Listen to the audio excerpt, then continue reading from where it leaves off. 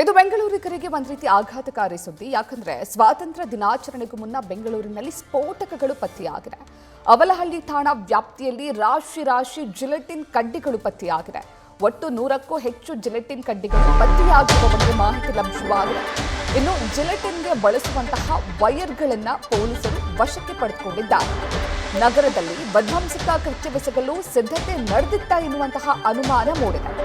ಈ ಹಿಂದೆ ಪ್ರಧಾನಿ ನರೇಂದ್ರ ಮೋದಿ ಅವರು ರವಿಶಂಕರ್ ಗುರೂಜಿ ಅವರ ಆರ್ಟ್ ಆಫ್ ಲಿವಿಂಗ್ ಆಶ್ರಮದ ವಿವಿಧ ಕಾರ್ಯಕ್ರಮಗಳಲ್ಲಿ ಭಾಗಿಯಾಗುವುದಕ್ಕೆ ಅಂತ ಬಂದಿದ್ದಂತಹ ಸಂದರ್ಭದಲ್ಲೂ ಕೂಡ ಜಿಲೆಟಿನ್ ಕಡ್ಡಿಗಳು ಪತ್ತೆಯಾಗಿತ್ತು. ಈಗ ಮತ್ತೆ ಅವಲಹಳ್ಳಿ ಠಾಣಾ ವ್ಯಾಪ್ತಿಯಲ್ಲಿ 100 ಜಿಲೆಟಿನ್ ಕಡ್ಡಿಗಳು ಪತ್ತೆಯಾಗಿದೆ.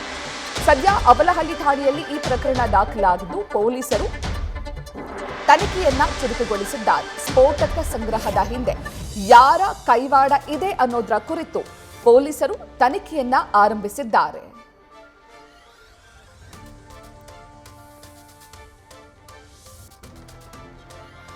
ಈ ಬಗ್ಗೆ ಹೆಚ್ಚಿನ ಮಾಹಿತಿಯನ್ನು ನೀಡ್ತಾರೆ ನಮ್ಮ ಪ್ರತಿನಿಧಿ ಸಂದೇಶ್. ಬೆಂಗಳೂರಿನಲ್ಲಿ 100 ಸ್ಫೋಟಕಗಳು ಅಂದ್ರೆ ಜಿಲೆಟಿನ್ ಕಡ್ಡಿಗಳು ಪತ್ತೆಯಾಗಿದೆ. ಇದು ಮುಂದೆ ಆಗಬಹುದಾದಂತಹ ಅವಘಡದ ಮುನ್ಸೂಚನೆಯನ್ನ ಸದ್ಯ ತನಿಖೆ ಯಾವ ರೀತಿ ನಡೀತಾ ಇದೆ ಸಂದೇಶ್?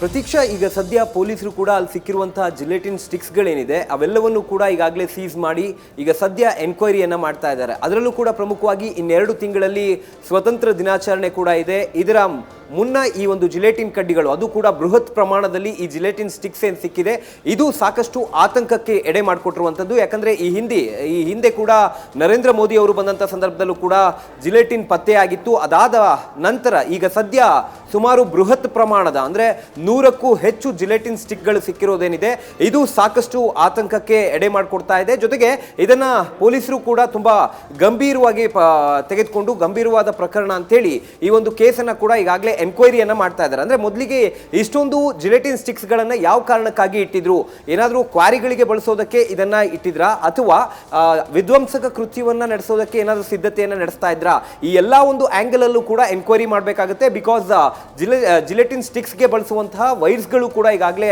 ಪತ್ತೆ ಆಗಿರೋದ್ರಿಂದ ಯಾವ ಕಾರಣಕ್ಕಾಗಿ ಇದನ್ನ ಶೇಖರಣೆ ಮಾಡಿದ್ರು ಅನ್ನೋದನ್ನು ಕೂಡ ಫೈಂಡ್ ಔಟ್ ಮಾಡಬೇಕಾಗುತ್ತೆ. ಹಾಗಾಗಿ ಅವಲಹಳ್ಳಿ ಪೊಲೀಸರು ಕೂಡ ಈಗಾಗಲೇ ಕೇಸನ್ನು ದಾಖಲು ಮಾಡಿಕೊಂಡು ಯಾಕೆ ಇಷ್ಟು ಬೃಹತ್ ಪ್ರಮಾಣದ ಜಿಲೆಟಿನ್ ಸ್ಟಿಕ್ಸ್ ಗಳನ್ನ ಇವರು ಇಟ್ಕೊಂಡಿದ್ರು, ಜೊತೆಗೆ ಯಾರು ಇದನ್ನ ಶೇಖರಣೆ ಮಾಡಿದ್ರು ಇವೆಲ್ಲವನ್ನು ಕೂಡ ಫೈಂಡ್ ಔಟ್ ಮಾಡಬೇಕಾಗುತ್ತೆ. ಹಾಗಾಗಿ ಈಗ ಸದ್ಯದ ಮಟ್ಟಿಗೆ ಯಾರು ಅದನ್ನ ಶೇಖರಣೆ ಮಾಡಿದ್ರು, ಜೊತೆಗೆ ಯಾವ ಕಾರಣಕ್ಕಾಗಿ ಶೇಖರಣೆ ಮಾಡಿದ್ರು ಅನ್ನೋದನ್ನ ಫೈಂಡ್ ಔಟ್ ಮಾಡೋದಕ್ಕೆ ಈಗ ಅಲ್ಲಿ ಸ್ಥಳೀಯವಾಗಿ ಈಗಾಗಲೇ ಪರಿಶೀಲನೆಯನ್ನ ಜೊತೆಗೆ ತನಿಖೆಯನ್ನ ಮುಂದುವರಿಸಿದ್ದಾರೆ. ಪ್ರತೀಕ್ಷಾ, ಥ್ಯಾಂಕ್ ಯು ಸಂದೇಶ್ ತಮ್ಮೆಲ್ಲ ಡೀಟೇಲ್ಸ್ಗೆ. ನ್ಯೂಸ್ ಫಸ್ಟ್ ನಿರ್ಭೀತಿಯಿಂದ ನಿಮ್ಮ ಪರವಾಗಿ.